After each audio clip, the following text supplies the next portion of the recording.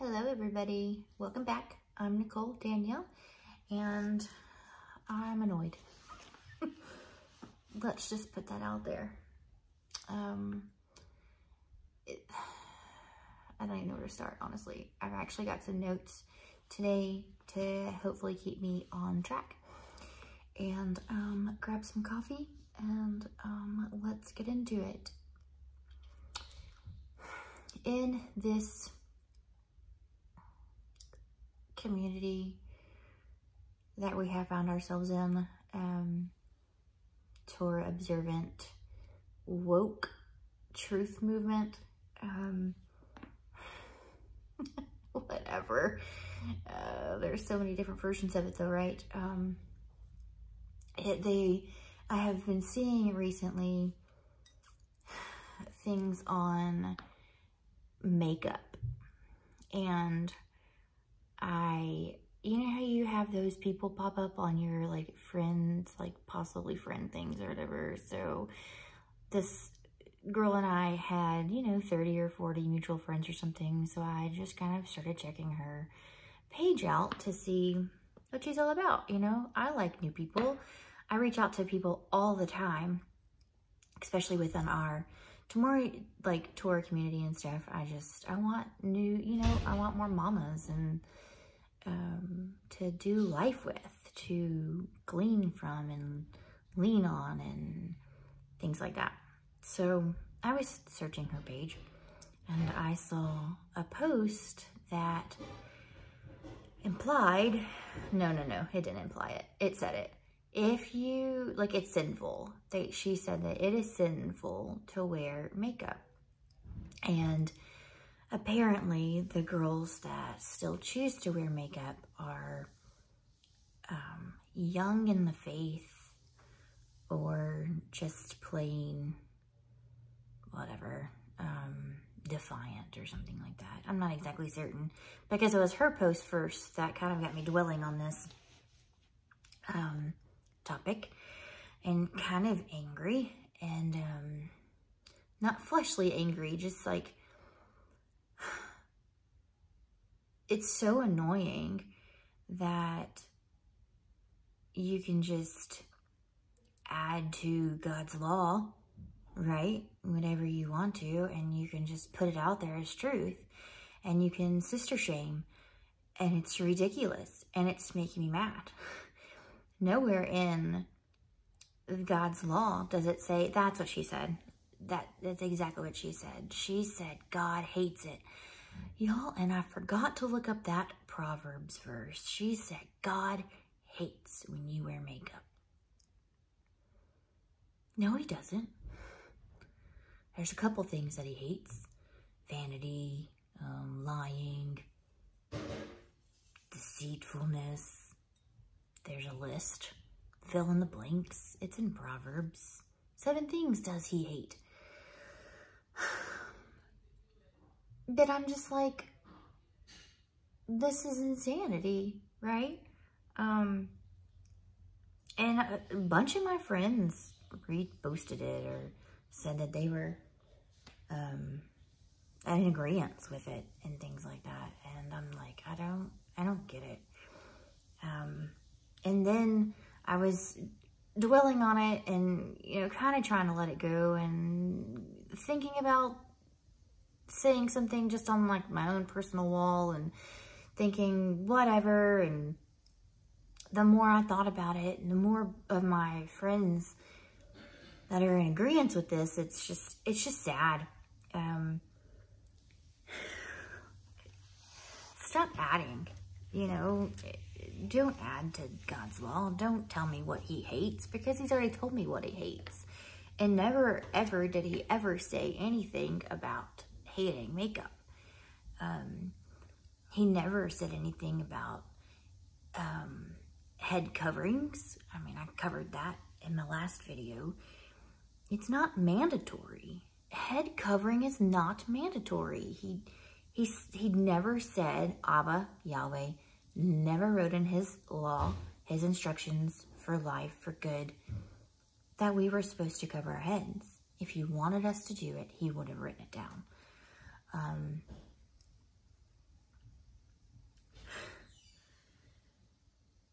And then I stumbled across this man's post today, and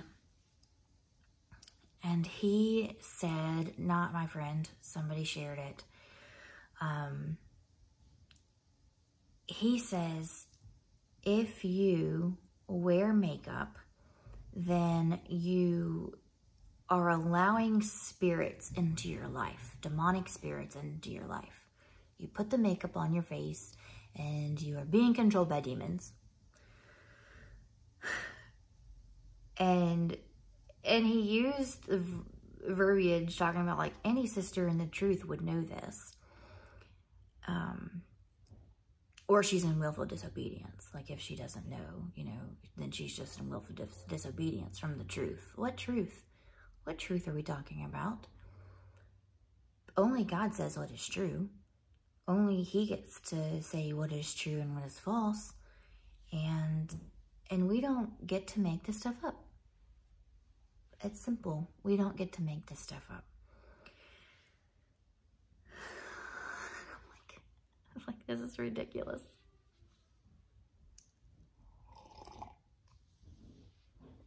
Have you read Esther? All of my sisters that are sharing these things. Have you read Esther? I mean, she went through so many beauty treatments and perfume, like for 7 months or something like that. Perfumes and cosmetics is what it says. But she was a really pretty girl, and she was nobody ever said anything that was wrong with that. You know, I mean, yes, I realize that there are a lot of things in the Bible that people do, like lying and murder and things like that, and whatever. It's not there because we're allowed to do it. It's there to warn us against it, right? Right. He brought up Proverbs 31:30. Proverbs 31 is part of it is a virtuous woman. And of course he brings up the verse 30. Let me get there. Where it's talking from verse 10 to verse 31. It's talking about how this woman is supposed to behave and how good she is and righteous, and she's helpful. She's making things for the poor. She's taking care of her household. She's not a lazy person. Her profits are good. Her lamp never goes out. All of these things, right? And so at the end, it says, charm is deceptive and beauty is fleeting, but a woman who fears the Lord will be praised. Awesome. Cool. We've all read that verse. And in the KJV, it reads a little bit different. And that's, of course, what he posted, because why not? So I looked it up in the Strong's, in the Blue Letter Bible app. If you don't have the Blue Letter Bible app, sorry, cover my shoulders up. If you don't have the Blue Letter Bible app, it's a great app. They have like the Greek to Hebrew lexicon. They have Thayer's. They have Strong's. It's just a great study tool. But the word charm could mean beauty. So if you dig into it, it could also be the word beauty used there. It could also mean kindness, favor, or graciousness.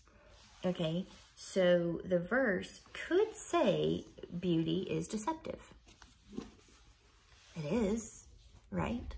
A pretty face, that's deceiving. It could say graciousness is deceptive.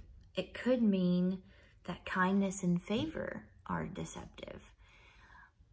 And I think really when you dig into that and when you get to the heart of it, it doesn't matter like what's on the outside. It matters what's on the inside of this woman. What is her heart like? What is her mind set on? Which goes with the second part of the verse. You know, a woman who fears the Lord will be praised. So what is her mind set on? What is this woman doing with her time? Is she being deceiving? I don't know. Her beauty is deceptive, and it could say, beauty is fleeting. So it could be a play on words right there. Beauty is deceptive, beauty is fleeting. Look, this wife of your youth is not going to be beautiful forever. You know, we're young and we grow old, and that's okay, and whatever. But the KJV says beauty is vain. The HSCB that I'm staring at right here, it says beauty is fleeting. And when you look it up in the Strongs, it is the word hebel. It's H1892. And it doesn't mean vain. So I'm not sure where they got that from. But it means a vapor or a breath, which means it's not lasting. It's fleeting. So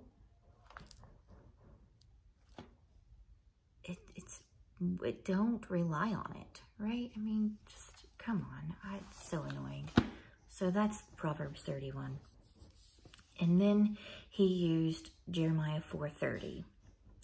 And I went to Jeremiah 4:30, and all of Jeremiah, that section, when you don't pull your little special verse out and use it incorrectly, that whole section is talking about Israel and what she has done wrong and her adultery and leaving Yahweh and the way that he wants to do things. It's not talking about a woman painting her face. It's talking about the people going and playing the whore with all their other gods and leaving their first love. Moving on, that's enough about that. And then if you dig into Song of Solomon, I mean, if you haven't yet, you should. It's a weird read. It's a little profane. It's enough to make a little girl blush. But, I mean, Song of Solomon, this woman has on jewelry and fine clothing and perfume. And it talks about how scarlet red her lips are. It sounds like she's got on some fine clothes and possibly some makeup, and nobody's complaining about it. I don't know about you, but taking in the entire context of scripture, we can even look at Rebecca. In Genesis 24, Isaac's Rebecca. She was gifted bracelets, and if you dig into the ring thing, if you like do a dive into that word, it was probably a nose ring. Culturally, women that were married had nose rings. Super cool stuff. You should study that out. It was really good. I don't remember if it was on the right side or left side, but it was really cool. It was a really cool study. So, sorry. People are moving in the house. So I just don't understand. Like, you can pick out your little verses here and there, and you can blast it on Facebook, and you can tell us all that we are babes in the faith, or that we're just walking in disobedience, or that we're being willfully like rejecting Abba's word and things like that, or you can just not, because it's not helpful. It's not helpful at all. 1 Timothy 2 was also written down. Let us go to 1 Timothy. I think we shall. That's good. And I'll try not to be quippy about it. Instructions to men and women. I'm going to start at verse 9. Because, of course, they just posted one verse. Also, the women are to dress themselves in modest clothing with decency and good sense, not with elaborate hairstyles, gold pearls, or expensive apparel. That's where they stopped. But with good works, as is proper for women who affirm that they worship God. A woman should learn in silence with full submission. I do not allow a woman to teach or to have authority over a man. Instead, she is to be silent.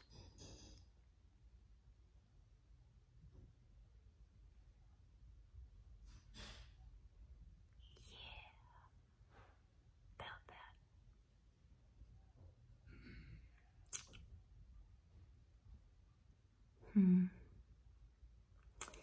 Maybe that doesn't mean what we think it means.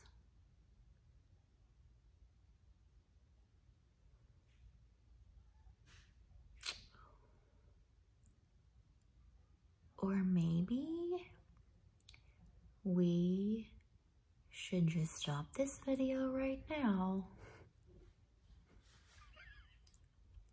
Y'all, come on. Enough with the jokes. Modest clothing with decency and good sense. Can we do that? Culturally back here, when this book was written, who was he talking to? You always have to ask yourself that. Who was he talking to? What was happening in this culture? Why did he write those words to these people? What was going on? What was this letter really saying? So, I've actually heard a little bit about this. I've actually kind of dug into this just a little bit, not a whole lot, but in my walk. When I first heard years ago, you know, about the modest thing, and that conversation came up and stuff, I was like, well, what is this? What does this mean? Even before, like, I came into, like, a Torah obedient lifestyle, I wanted to look into this. So, the women of this church, of this era, of this time, whatever, whoever he was talking to, I don't need to do all of the homework for you, right? So, like, go back, read all of Timothy, see who he's talking to, look up the cultural context and stuff. But these women would go in and wear their finest clothing, and they would do up their hair in these elaborate hairstyles, and they would put every single piece of jewelry that they owned into their hairstyle to where everybody was like, look at me, you know? They would be a massive distraction to everybody around and, you know, cause strife and jealousy and things like that. This is what they would do. He's like, with decency and good sense, people. Let's have some decency and let's have some good sense. Let's cover up our cleavage. You know, come on. Like, I heard it be said by my pastor a long time ago. Long time ago. If you're still in a church, this one still applies to you. You're sitting here, right?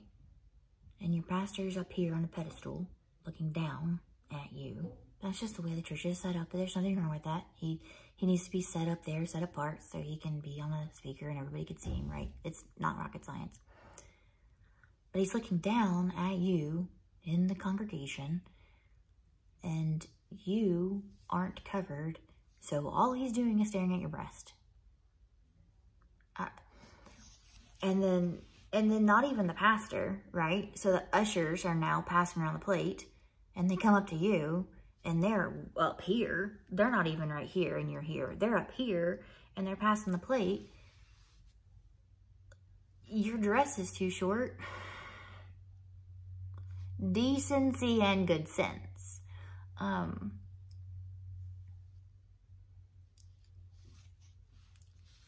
It's not rocket science. It's really not rocket science. That was more about modesty than it was about jewelry and elaborate hairstyles and gold, pearls, and expensive apparel. Do your digging. It's actually really fascinating what they were doing.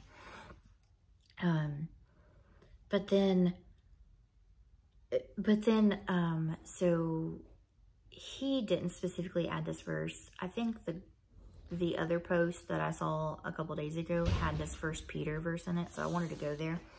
I've actually dug into this 1 Peter verse before. And it's really good. So,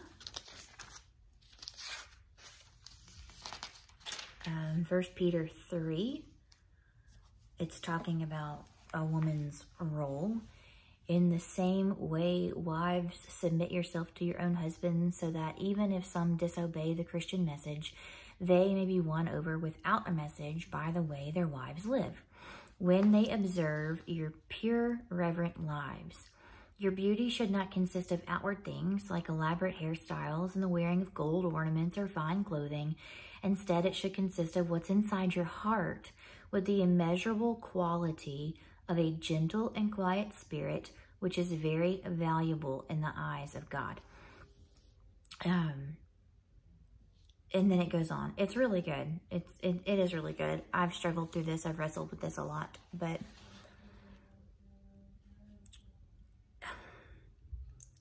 the way you act is so much more special than what you have on your body. It's so much more important. What's in your heart, what's in your mind, what comes out of your mouth.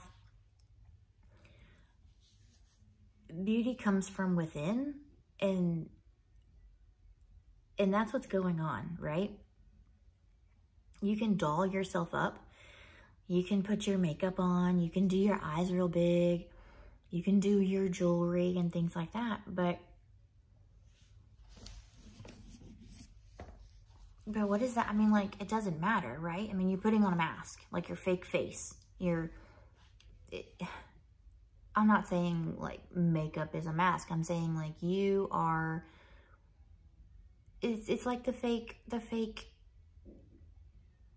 hey, how are you? I'm great. How are you? And inside, you're, like, just a disaster. But you're not being real with these people. So it made me think of this specific verse all tied in together. The way we're supposed to act. We're supposed to be pure, and we're supposed to be reverent, and we're supposed to be good, right? Just genuinely good. It doesn't matter if you're a very beautiful person. If you're awful, then you're just a pretty face. It's like putting lipstick on a pig. It's like putting a $3,000 paint job on a dilapidated shack.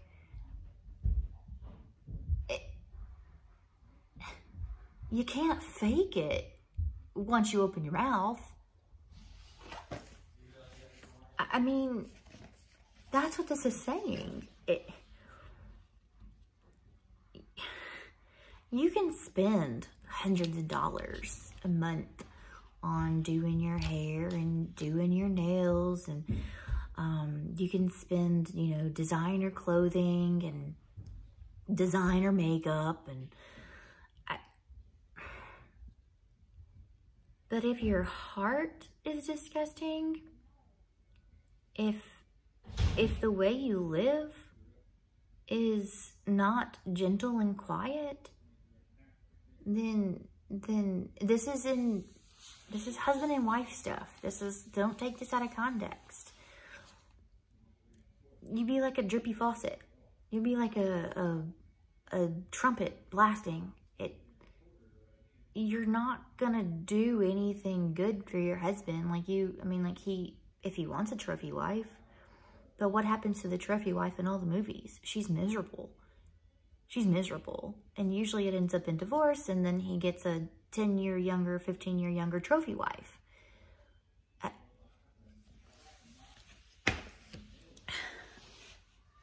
I so wish that we could quit the sister shaming.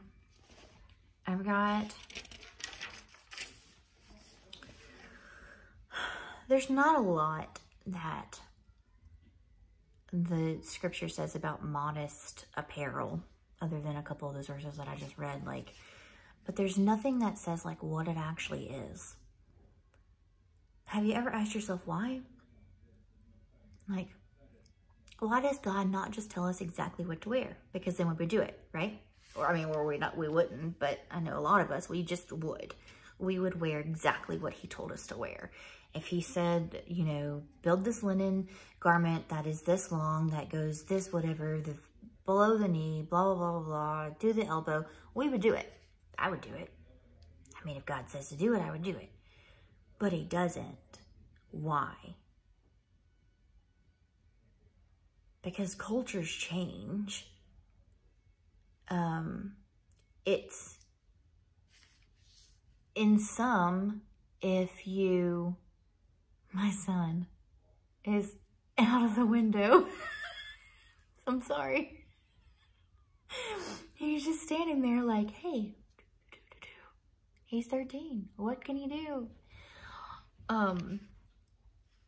Cultures are different. In some cultures, if you show your hair, you know, you're a harlot. In some, if you show your toes. If you show your shoulders. And some, if you're literally, you can be topless walking around and nobody would bat an eye. But if they saw your thighs, that would be bad. Culture deems what is modest and immodest. I hope you hear me on that one. If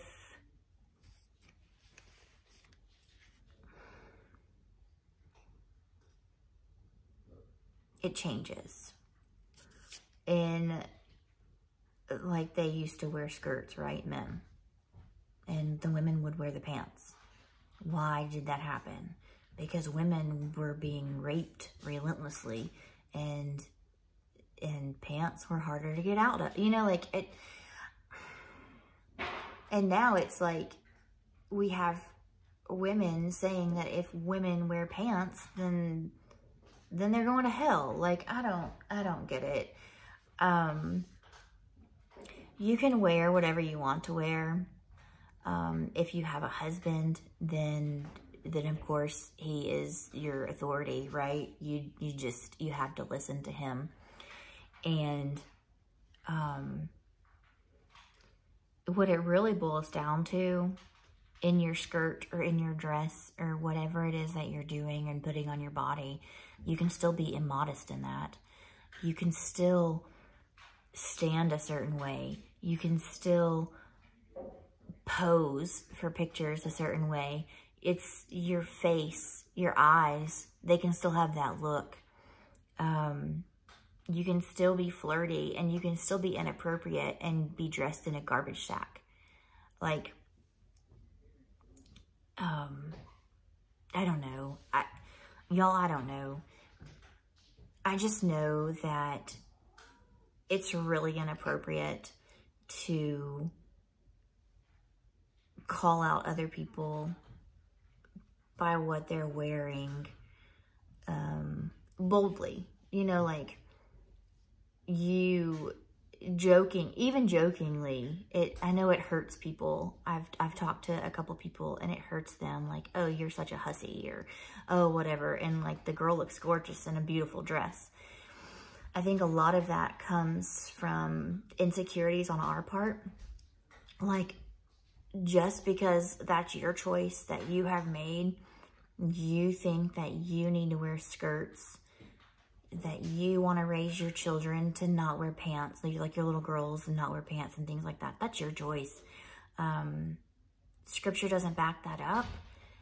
It doesn't condemn you for that, and it doesn't reward you for that. That is your choice that you are making as a human being. And all those posts do are cause division. And they cause more angst that we don't need more of.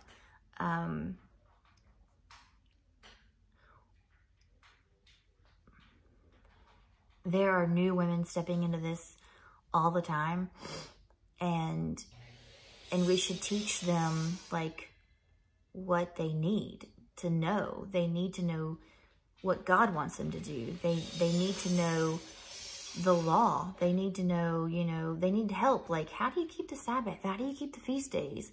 How do you do this? Like, teach me how to make a tzitzit. You know, things like that. they need to know that their fruit, their spiritual fruit, needs to be good and palatable before they go out and start blasting stuff on Facebook. I really could have used that advice 3 years ago when I was blasting stuff on Facebook. I really could have used that. That would have been very helpful to me. Love is so important, but not in the way that everybody says it is. Love, blah, blah, blah. The spirit, the fruit of that is love, joy, peace, patience, gentleness, kindness, faithfulness. You know, if you don't have that, like, nothing that you say is going to be swallowed well. They're going to choke on it. And so you, like, just be careful. Just stop it. Just stop it. Okay, last verse, 2 Kings 9:30. It's about Jezebel and that Jezebel spirit. But of course, you know, it's just that one verse talking about Jezebel painted her lips or eyes. I was going to dig into it, but this video has gotten really long. I was going to go read it for you, but I think it's like my version says that she painted her eyes and did something to her head or something like that. The KJV makes it even worse. I dug into that because I'm like, what is she actually doing? Dig into that and look at the Strong's definitions for each of those words, and that is not what it means at all. Like, I don't know what happened to the English version of what Jezebel was doing in that moment, but that is not what she did. She knew she was about to die. Why would a woman that knew she was about to die go put on makeup and fix her hair? That doesn't make sense. And I'm like, what was she doing? So when you dig into that, when she put eye makeup on, per the King James, and per my HSCB, that's the only two versions that I looked at, it's black paint. She put black paint, and then the eye also could mean her eyelashes. So what I'm thinking happened here is like war paint almost. Like maybe she did like that football. Maybe she did that. I don't know why she would fix her eyelashes, but it was black paint. And then it said that she tried her head. And I'm like, what does that even mean? And in some version, one of the versions that I read, it was like she fixed her hair or something. I'm like, no. So literally in the lexicon, theirs, maybe, I'm not sure exactly which one it was. Don't get mad at me for not remembering, but it's like an idiom for she shook her head. And it's also like a good, one of the words are like good or whatever. So I'm not exactly certain what it means, honestly. She shook her head, or she set her mind on like good things. She's looking down from this window. Maybe I don't know what she's doing. The Jezebel spirit, she wasn't a good girl. I don't know. I don't exactly know. But I do know we need to be more careful. All we're doing is causing hurt and divisiveness. I know that I am not the best one to speak on modesty, but it has to be said that people need to stop making stuff up. You know, you can't just make up a law. You can't just say, God would hate that, or God does hate it when you wear makeup. Look, I have makeup on. Do I look like a harlot? Do I look like I am walking willfully disobedient to my Father? Y'all,